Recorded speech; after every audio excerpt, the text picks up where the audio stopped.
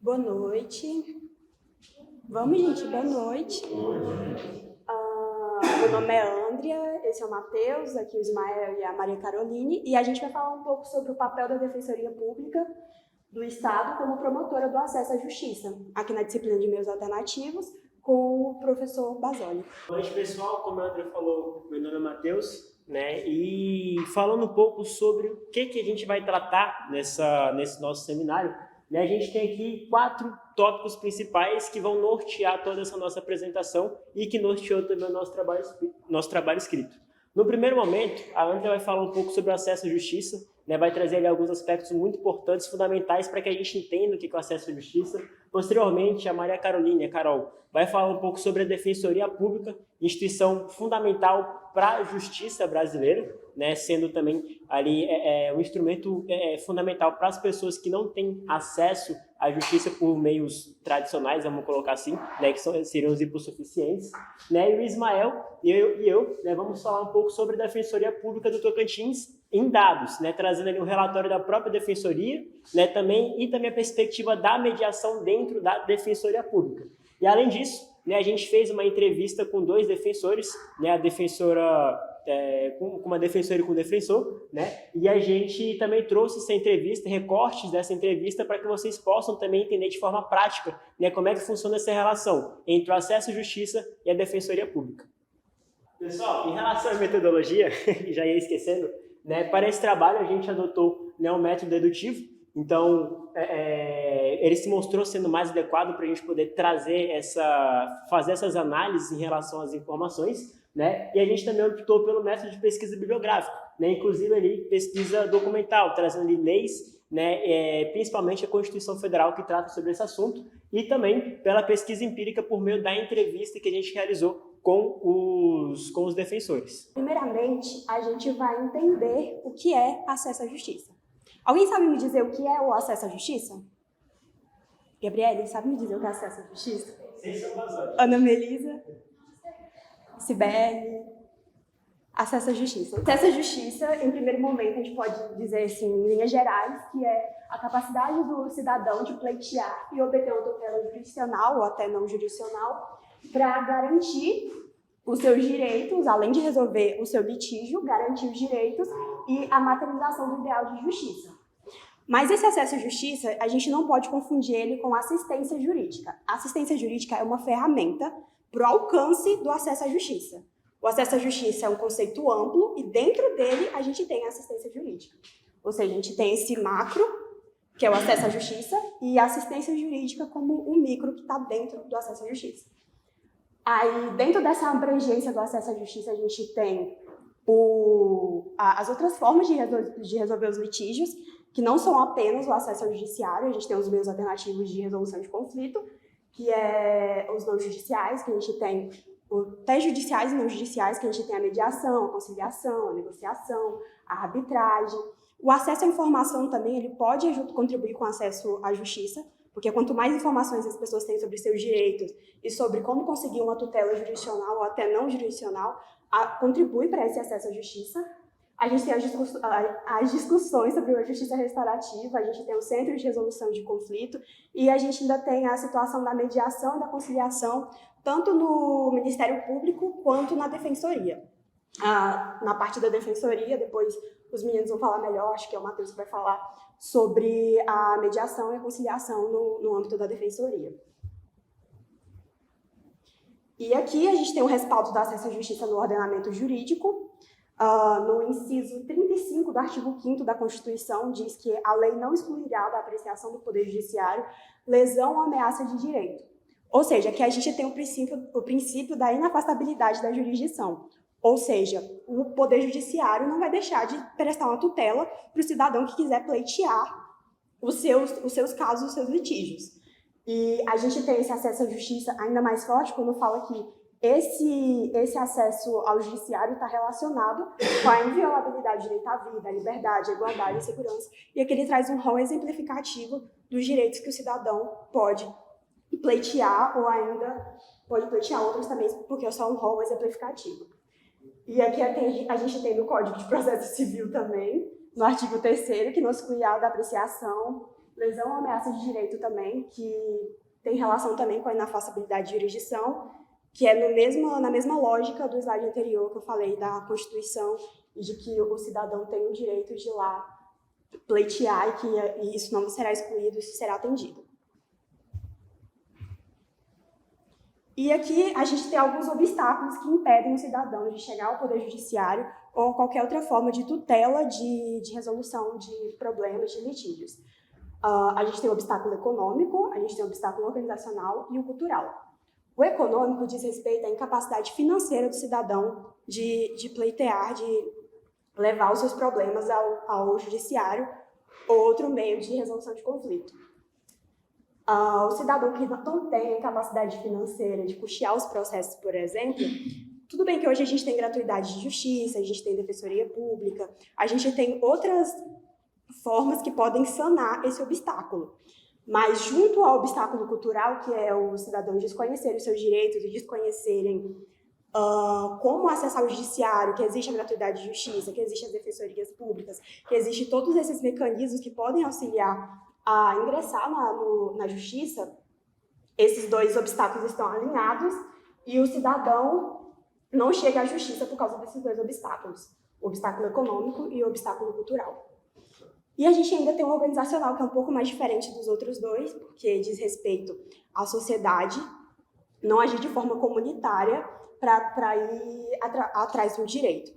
Por exemplo, pega uma comunidade que sofre por causa de garimpeiros que atacam o meio ambiente, e isso a gente tem que ser direitos sociais, direitos mais amplos, porque o meio ambiente diz respeito a todos nós. Só que aí, às vezes, essa comunidade não tem uma liderança, não tem uma pessoa que vai atrás desse tipo de tutela, não é tão unida para ir atrás desse tipo de coisa, ou então tem desconhecimento sobre os direitos dela a respeito disso. Ou seja, vários obstáculos que impedem, de forma organizacional, que eles consigam uma tutela coletiva, uma tutela jurídica, ou até não jurídica. E aqui a gente tem um dado da Defensoria Pública que diz que quase 25% da população brasileira está impedida de reivindicar seus direitos. Esse impedimento vem principalmente dos obstáculos que eu disse. Além daquele obstáculo, há também um obstáculo físico, assim a gente pode dizer, que o pessoal que é mais marginalizado, mais da periferia, não consegue ter acesso a tantas informações que tem nos centros, ou até, às vezes, o próprio poder judiciário é nos centros das cidades, entendeu? Que afasta um pouco dessas pessoas. Aí a gente tem algumas charges que diz que bem que eu desconfiava, a espada de brinquedo. Aí tem um monumentozinho que as pessoas acreditam que a justiça está muito mais distante deles do que realmente está na prática. E tem lá muitas pessoas falando que queremos justiça, e a mulherzinha lá na frente, cadê vocês, onde vocês estão? Aí tem essa realidade no Brasil de que as pessoas se sentem muito afastadas da justiça. Aí a realidade do Brasil é essa. Quanto mais marginalizado socialmente a pessoa é, menos acesso à justiça ela tem. Vista aqueles problemas econômicos que eu disse, que às vezes a pessoa não conhece o papel do advogado, o papel do defensor, às vezes não tem dinheiro para custear um advogado, não sabe que existem os defensores, aí não sabe que há gratuidade de justiça, ele não precisa custear o processo. E aí a gente vê uma realidade no judiciário, a gente tem muitas demandas no judiciário e tem falta de acesso à justiça ao mesmo tempo. Porque o perfil do litigante, da pessoa que chega no judiciário, é um perfil de uma pessoa com maior poder aquisitivo, entendeu? E os que realmente precisam desse acesso à justiça não têm. O judiciário é cheio de demandas, muitas demandas, mas quem realmente precisa não está lá. Vou falar um pouquinho sobre a Defensoria Pública. Meu nome é Maria Caroline. Bom, eu vou falar um pouco sobre o surgimento, né? A Defensoria Pública surgiu junto com a Constituição de 1988. Foi previsto em seu artigo 5º, inciso 84, que o Estado prestará assistência jurídica integral e gratuita aos que comprovarem insuficiência de recursos. Para complementar porque ficou muito geral, né? A Constituição traz no seu artigo 134 a questão específica e a criação da Defensoria, onde diz que a Defensoria Pública é instituição essencial à função jurisdicional do Estado, incumbido-lhe a orientação jurídica e a defesa em todos os graus dos necessitados, na forma do artigo 5º inciso 84. Após essa especificação geral da Defensoria na Constituição Federal, o Congresso aí aprovou a Lei Complementar número 80 de 1984, que dividiu a Defensoria Pública em Defensoria Pública da União, do Distrito Federal e dos territórios e a Defensoria Pública dos Estados. Essa lei, ela fez as normas gerais das defensorias públicas nos estados, para cada um depois criar a sua própria lei orgânica, o seu regimento. Após isso, nós tivemos a Emenda Constitucional número 45 de 2004 e a Lei Complementar 132 de 2009, que elas vieram justamente, essa veio para alterar algumas partes da 80 de 94 e fazer e reforçar a autonomia administrativa, orçamentária, a autonomia do órgão da Defensoria Pública. Essas duas leis, elas regulamentaram todas, exceto a do Distrito Federal, que foi regulamentada pela Emenda Constitucional 69 de 2012. Como função da Defensoria Pública, ela tem muitas funções, ficou definido lá na Lei Complementar 132, as funções da Defensoria, mas antes disso, nós temos o artigo 185 do Código de Processo Civil, que diz que a Defensoria Pública irá realizar a orientação jurídica, a promoção dos direitos humanos e a defesa dos direitos individuais e coletivos dos necessitados em todos os graus, de forma integral e gratuita. Aí, o artigo 4 da Lei Complementar 132 traz um rol de funções da Defensoria, mas aqui eu peguei somente 7 funções elencadas lá, onde nós temos a solução extrajudicial dos litígios, visando a composição entre as pessoas em conflito de interesse por meio dos meios alternativos, né? Mediação, conciliação, arbitragem, demais técnicas de composição e administração de conflitos. Nós temos aí, mediante o recebimento dos autos com vista à ampla defesa, que seria a representação das pessoas ali no judiciário,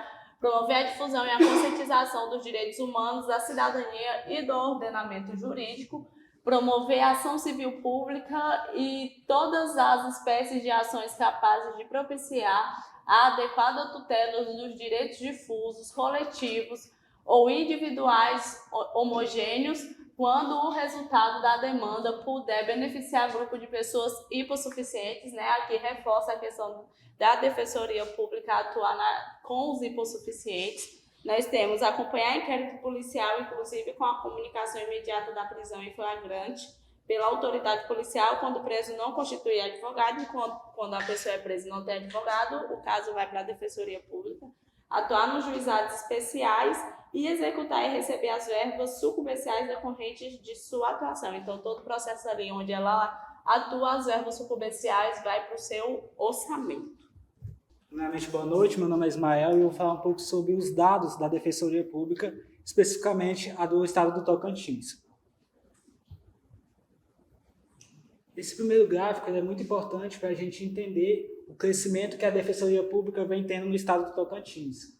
No ano de 2022, foram cerca de 692.170 ações. Houve um crescimento de cerca de 8,4%. No ano de 2023, aumentando 750.217. Um crescimento quase de 58.000 ações a mais do que do ano de 2022.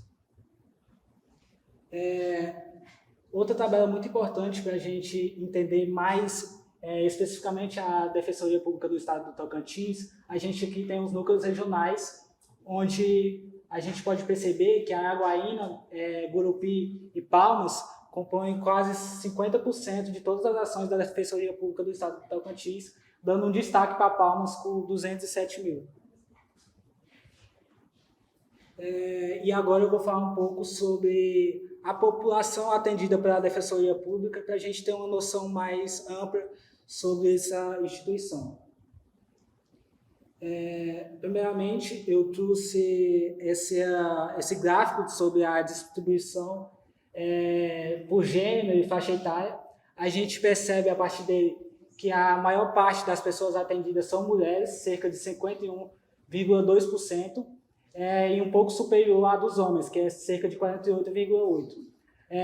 No grupo de 19 e 25 anos, é o que concentra a maior diferença nesse quesito de mulheres para homens. Outro gráfico muito importante para a gente entender esse público atendido pela Defensoria Pública é o da idade, onde o mais frequente entre os assistidos foi o de 31 a 40 anos. Os jovens foram mais atendidos. O público de 31 a 40 anos foi 21,7, seguido pelo público de 21 a 30 anos. A região de Palmas é a que apresenta a maior concentração de pessoas atendidas entre os mais jovens, isto é, 25,3% dos assistidos. Esse gráfico aqui de Palmas não está aqui, mas ele está no relatório da Corregedoria Geral da Defensoria Pública, que eles publicam todo ano, e ele dá uma visão mais ampla sobre o papel da Defensoria. Outra tabela muito importante para a gente entender esse público é o da escolaridade. De acordo com os dados em relação à escolaridade, 3,3% dos assistidos são analfabetos. A maior parte vai se concentrar ali na população que fez o ensino médio, mas não concluiu. E, por fim, 12,6% cursou ou já concluiu o ensino superior. E, por fim, o último gráfico que eu gostaria de destacar aqui é o da cor e raça. Em relação à cor e raça, considerando apenas os assistidos que informaram sua cor e raça, a gente vê que a maior parte são os pardos, quase 70%, 13,8% são pretos, 12,1% brancos, 1,1% amarelos, 1,1% indígenas e 2,4% não souberam responder. Antes da gente continuar para as próximas etapas, gostaria de perguntar se alguém tem alguma dúvida, ficou com alguma questão, tem algum interesse, curiosidade a respeito do tema. Professor, o senhor já quer fazer algum comentário? Tudo tranquilo? Então, dando continuidade, pessoal, a gente tem um entendimento do papel da Defensoria dentro dos meios alternativos de solução de conflito, que é a nossa disciplina atual. Como é que a Defensoria ela atua? Como é que é o trabalho que ela exerce nessa perspectiva? Bem, em 2015, foi criado a NUMECON, que é o Núcleo de Mediação e Conciliação para Meios de Resolução, Núcleo de Mediação e Conciliação por meio da resolução número 127/15 do CSDP, que é o Conselho Superior da Defensoria Pública aqui do Tocantins. E é muito interessante porque a criação desse núcleo não representou só mais um braço da Defensoria, representou um crescimento muito grande na solução de litígios por meios extrajudiciais, ou seja, tirou a responsabilidade, o peso que a gente tinha em cima do judiciário, certo? O peso que a gente tinha em cima do judiciário em relação à alta demanda, congestionamento de demanda, e trouxe soluções por vias extrajudiciais, não havendo necessidade de ingressão no Poder Judiciário. E aí tem uma pesquisa que, inclusive, de um estudante da Unitins, foi realizada em 2020, que trouxe ali que ele apresentou um crescimento de 63,9%, entre o ano de 2019, do ano de 2018 para o ano de 2019. Ou seja, foi um crescimento muito considerável. Então, assim, a gente teve um crescimento mais de 50% de um ano para o outro em relação às soluções trazidas por meio dos meios alternativos. Então, isso mostra o poder que a mediação e a conciliação possuem, não só dentro da Defensoria Pública, mas dentro do sistema judiciário, dentro do sistema de justiça brasileiro como um todo. E é interessante também a fala da coordenadora, no momento de criação da NUMECON, que era a Lúcia Orion Braga, que ela falou o seguinte, abre aspas, o objetivo, no caso da NUMECON, é contribuir para a democratização do acesso à justiça, com o fito de promover o serviço de mediação dos conflitos, buscando soluções extrajudiciais, onde as pessoas possam resolver seus próprios conflitos pelo diálogo. Então, isso resumiu basicamente o que é a NUMECON, o que é a mediação e a conciliação de conflito dentro da pesquisa, da perspectiva da Defensoria Pública. E, além disso, um outro dado interessante, mais para a curiosidade de vocês, existe o Manual de Mediação para a Defensoria Pública, que foi elaborado pela Escola Nacional de Mediação e Conciliação. Esse manual traz praticamente tudo que a gente apresentou aqui de uma forma muito mais abrangente e trazendo mais especificações a respeito da mediação dentro da Defensoria, de forma prática, como é que pode ser executada. Então, assim, é um documento que demonstra novamente a importância que a Defensoria que a mediação possui para a Defensoria e para o Judiciário. E aí, continuando, né, na verdade, finalizando esse nosso seminário, eu vou apresentar rapidamente trechos, recortes que nós fizemos de 2 entrevistas que nós realizamos, uma com a doutora Denise, acho que alguns de vocês devam conhecer, ela é defensora pública, né, aqui de Palmas, e outra foi realizada com o defensor Fabrício, da Defensoria Pública de Porto Nacional. Ambos os defensores se disponibilizaram, né, para a gente poder ter um momento de conversa. Foi um momento bastante longo, né, André? A gente conversou bastante, né? A entrevista na íntegra, ela pode ser disponibilizada para quem tiver interesse, é só me chamar no PV, né? Mas aqui a gente fez um recorte por causa do tempo de aula, tá bom? E aí eu espero que vocês gostem, né, que vocês entendam de forma prática o que é defensoria, o que é Defensoria Pública do Estado do Tocantins, né? E só, voltando ao dado importante, essa entrevista ela foi feita com base em 4 perguntas, né, que nortearam justamente essa relação entre o acesso à justiça e a Defensoria Pública. E, em cima de tudo isso, a gente desenvolveu a nossa conversa. Defensoria Pública na viabilização do acesso à justiça no Brasil atualmente. Obrigado pelo convite.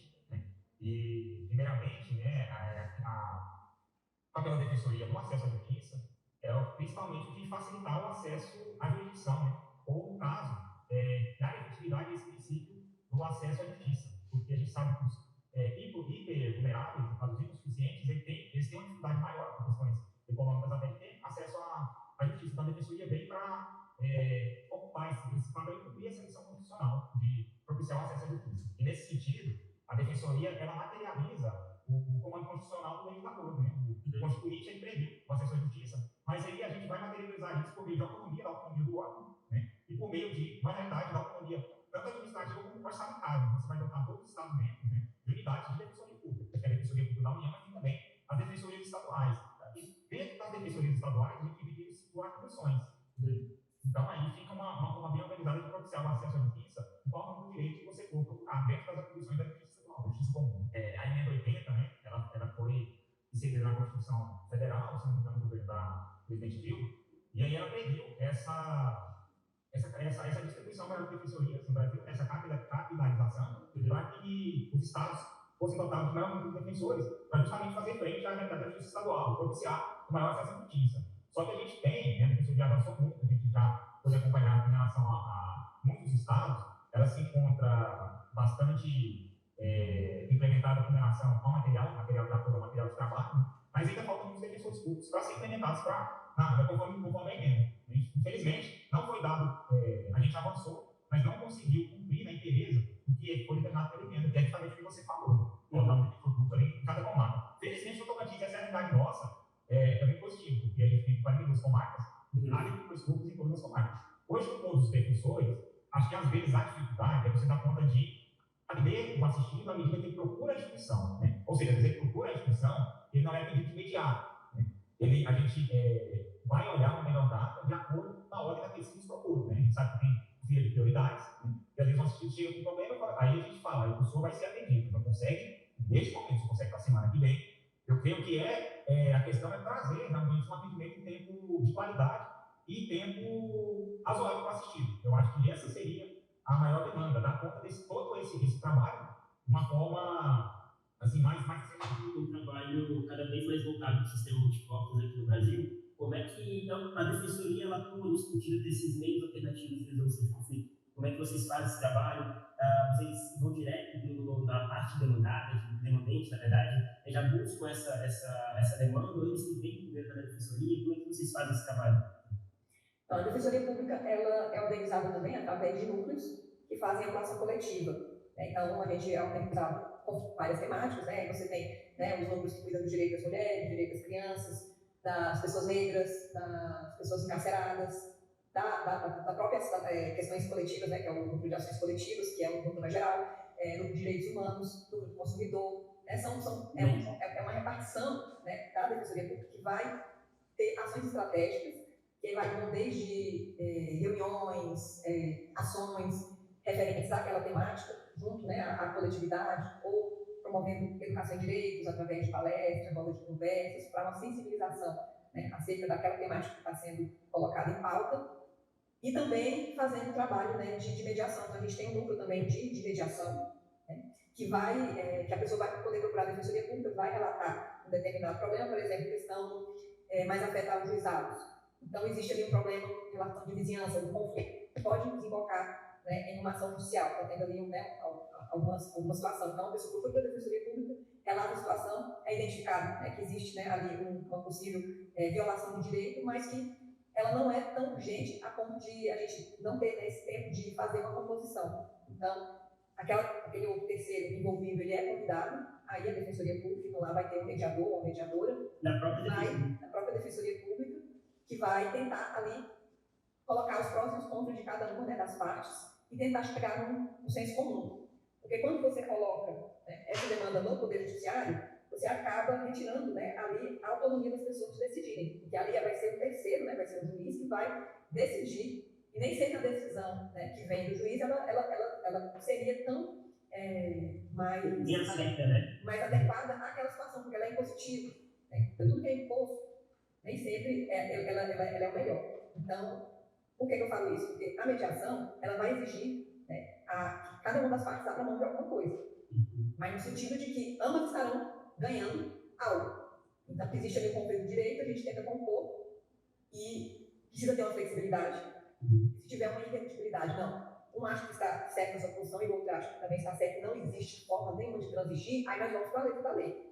E a letra fria da lei, muitas vezes, não alcança os pormenores de uma situação individual, de uma situação ali de uma relação de vizinhança. Porque a lei ela precisa ser prática, ela precisa, né, chegar numa situação, ela não dá muita margem, né, para você fazer arranjos.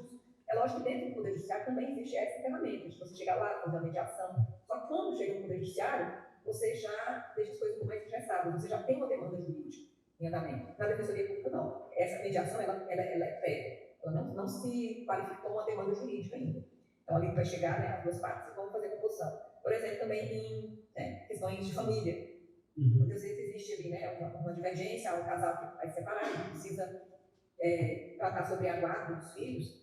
Então, é feito um acordo, né, também com as particularidades, e esse acordo, aí nesse caso, a gente vai apresentar para o Poder Judiciário que precisa ser homologado. E aí as pessoas ficam, a gente sente que na mediação as pessoas ficam mais satisfeitas, mas também elas ganham uma dimensão de responsabilidade. Eles são responsáveis por aquela composição, e aí na hora, né, de exigir, né, o cumprimento da lei ele é mais efetivo, porque isso foi um processo, não foi algo que veio, né, de cima para baixo, ele é um processo, né, de construção, então muitas vezes esse povo ele não é formalizado numa reunião só. Muitas vezes, tem várias técnicas, então, às vezes você chama conversa só com uma parte, você chama outra parte, aí você faz uma reunião, vamos decidir sobre determinado ponto, aí apresenta as possibilidades, aí tem a possibilidade das partes voltarem para suas casas, pensarem, refletirem sobre essa questão aí volta. Então, às vezes, o centro de mediação ele pode ter vários pontos, para que seja algo realmente um processo para que as pessoas vão, né, gradativamente tomando consciência da situação e, né, se flexibilizando para decidir o melhor, né, daquele grupo. O Poder Judiciário, pela sua dinâmica, não é possível, né, fazer, né, isso de forma tão precisa ser mais prático, né, então tem um rico processual, né, audiência de mediação, muitas vezes aí também vai da parte do magistrado, muitas vezes os magistrados são flexíveis, então marcam 1 ou 2 audiências de conciliação, mas isso não é uma obrigação. E a Defensoria Pública ela já tem esse viés, né, de ser mais flexível, né, por ser uma demanda prejudicial. Pessoal, então a gente espera que nesse trabalho vocês possam ter compreendido um pouco melhor, né, o que é a Defensoria, o que é o acesso à justiça, de forma prática com essa entrevista, né, com as palavras ditas pelos próprios defensores que já estão há anos na área. Né, Thelma, essa legenda aqui que a gente fez para você, viu? Para você conseguir acompanhar. Então, assim, a gente fez esse trabalho para que, de fato, todos possam entender e se apaixonar um pouco sobre essa área, né, porque, pelo menos, eu gostei bastante. Né, acho que tem um trabalho muito bonito, muito legal sendo feito pela Defensoria nessa perspectiva do acesso à justiça. E aqui tem algumas das nossas referências, né, e ademais a gente agradece pela atenção de vocês. Obrigado.